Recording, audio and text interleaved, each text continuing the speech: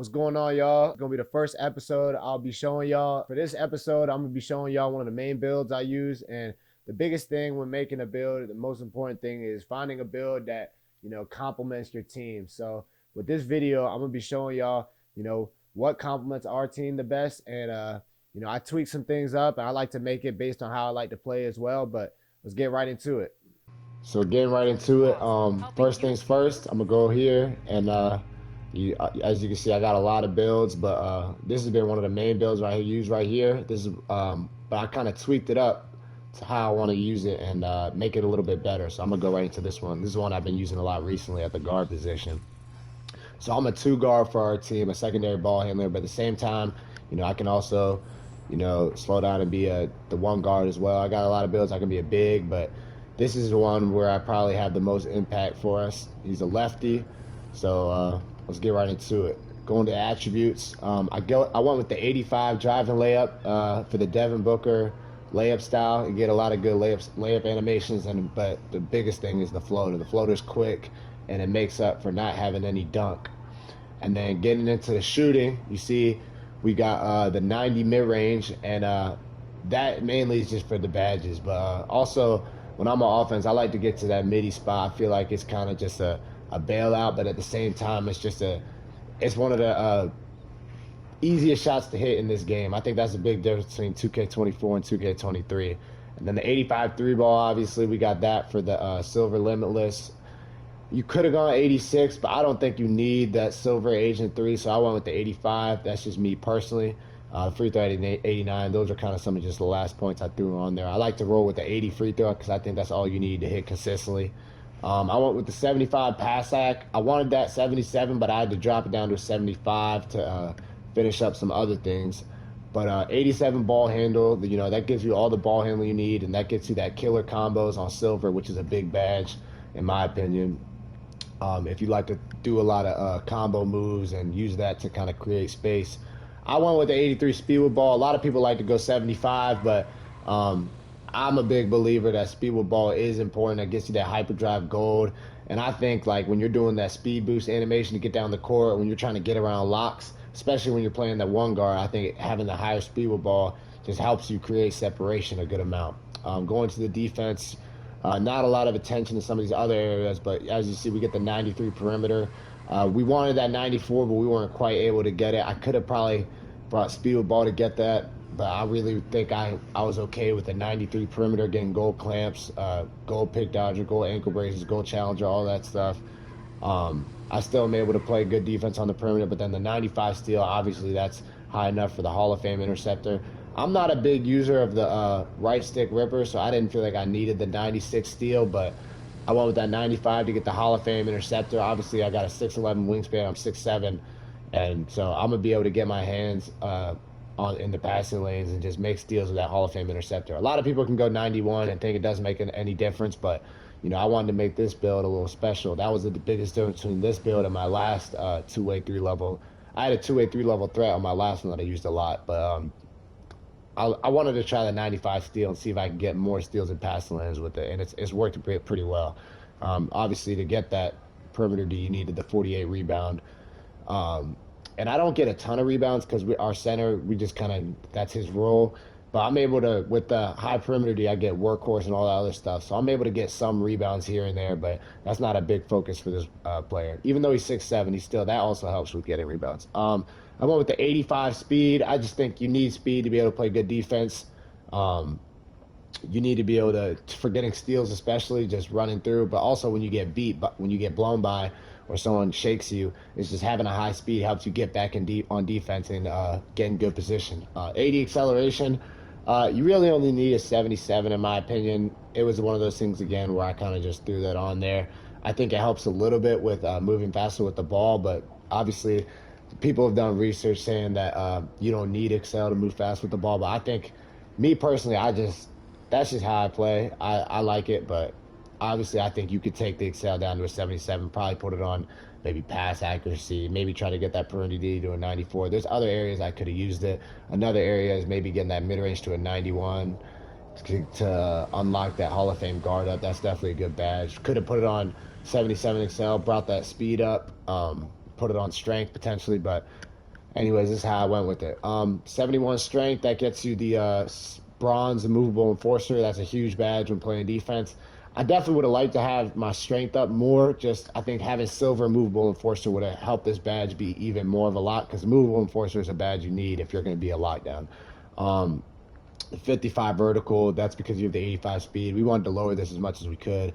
I don't think you need vertical too much when you're playing lock. I think it can help sometimes intercepting passes and just kind of getting rebounds and just being a presence to contest shots. But we went with the 55 vertical because I thought it was enough. And then the 99 stamina gets you that Hall of Fame workhorse and Hall of Fame 94 feet, which are good badges when you're playing the ball up the court. I would say one of the biggest things that I like about this build a lot is his ability to play both. So in our system in the pro-am, we run a 2-3, and I play the top of the key most oftenly. Sometimes I'll play the corner as well, depending on what other players bring to the table. But I'll play the top of the 2-3, and when doing that, being able to still get bump on the perimeter, play defense, but also get out in transition and hit shots, it just makes it easy for that's why I have that high speed to just get out in transition.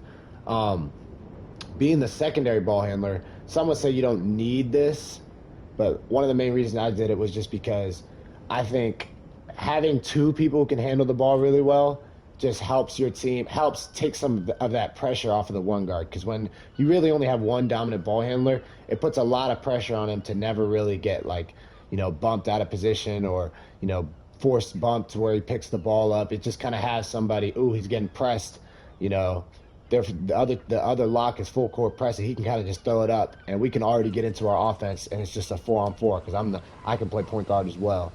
I think one of the things though that hurts this build is definitely the pass accuracy. Some people can run with 77, 75, but I think if I was able to get this to an 87 maybe, I think this would really separate this build. Because me personally, I like to throw a lot of bailout passes. I like to kind of go up, make the defense think, and then see someone open and throw it late. But yeah, this is what I went. I still get some bailouts out of this, but it's just sometimes when you try to do too much and bail out and you got only a 75 or 77 pass accuracy, you won't, it'll just go out of bounds, or they'll stumble with it and it'll force the other way, good turnover. But yeah, 75 pass accuracy is all you need for that John Morant pass style, which is what I run with.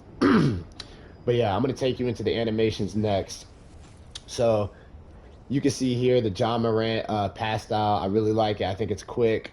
I go with the pro dribble style. You get a lot of cheesy animations out of that. The Dwayne Wade, I really like this because, so if I go down here, I really like this because of that little tween cross you get at the beginning right there.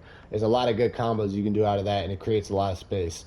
And I think it's not a size up that does too much. I think you can still dribble quickly out of it, but yeah, that's the one I go with.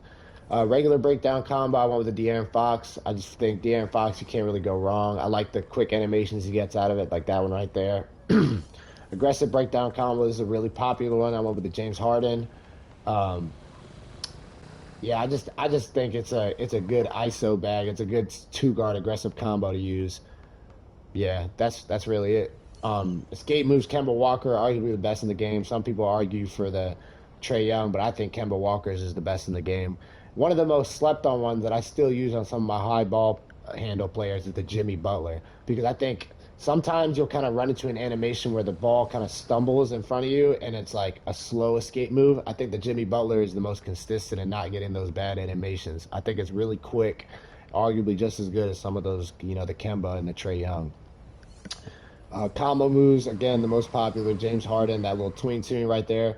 People will use that move to get into that step back, and it just creates a lot of space. Crossover, a lot of people like to run with the John Wall and the De'Aaron Fox, the Kobe Bryant. I like those to a certain extent. I think you got to be careful using those because it's easy to turn the ball over. But the main reason I use the Jordan one is for that little quick tween cross right there. I just think it's easy to use that when bringing the ball up while also protecting it. And then that little crossover he does right there, it's nothing too crazy, but it's just a simple move that I think is good enough to get into the lane and get to your spots. Jamal Murray behind the back, nothing has to be said about this one. It's the best behind the back in the game.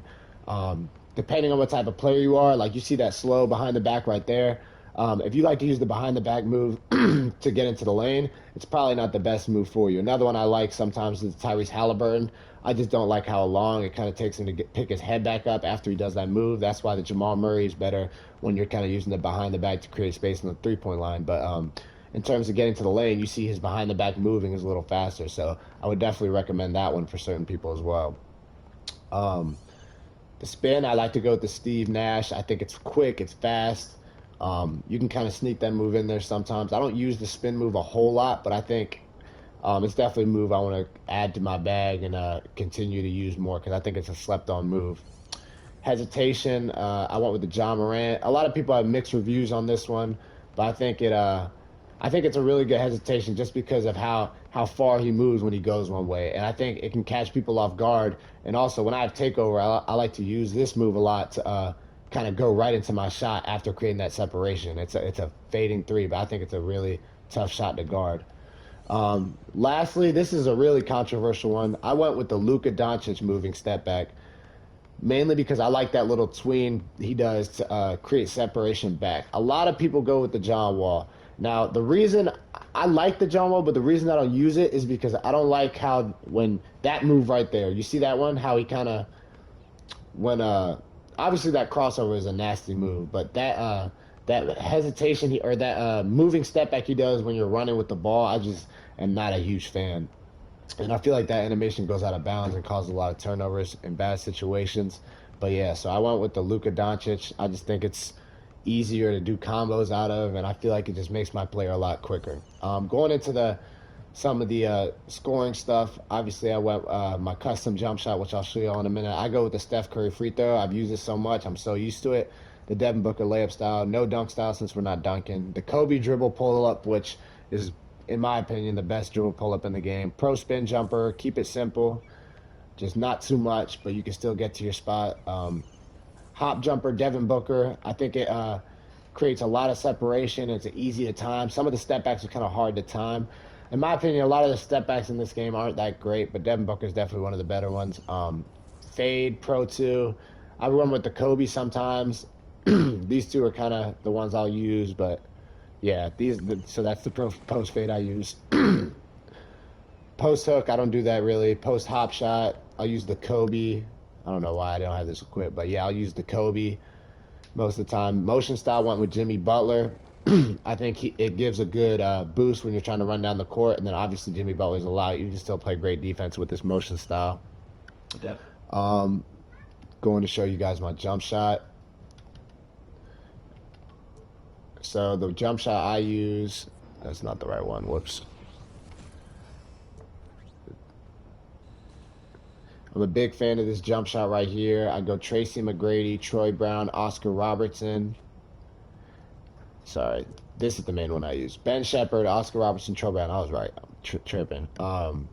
Yeah, so a lot of people like to use the Tracy McGrady. I've used that build a lot for my two-way, three-level threat, the build I had before, but I really like the Ben Shepherd with a 6'7" because I think when you use the Tracy McGrady on taller builds, especially ones that dribble, I think it slows down the jump shot enough to where it's not as effective of a jump shot. So I go with the Ben Shepherd because as you can see with the shot attributes, you still get that high speed, you still get the good release height, you still get that B+ defensive immunity. So you're really not losing too much, but you're really getting a fast jump shot. It's hard to contest.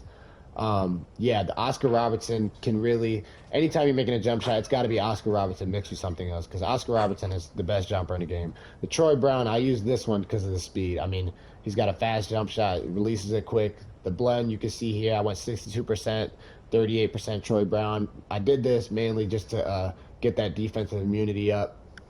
But yeah, so that's the build. I appreciate y'all jumping in this video.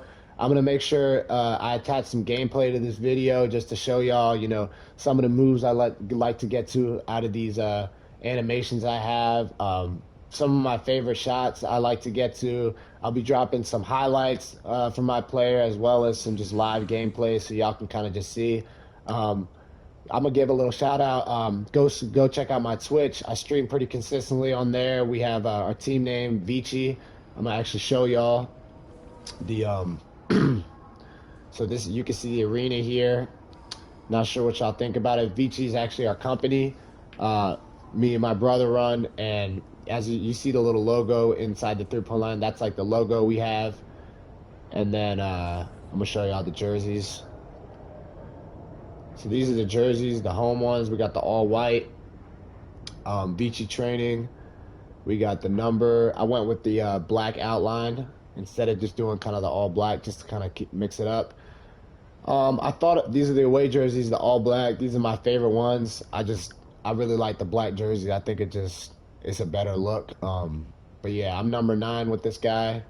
We be hooping, so I'm excited for this next season to come out, get started on a new record in Pro-Am, and hopefully be able to work our way into some competitive tournaments. But appreciate y'all checking out this video. Go check out the Twitch stream, and yeah, till next time.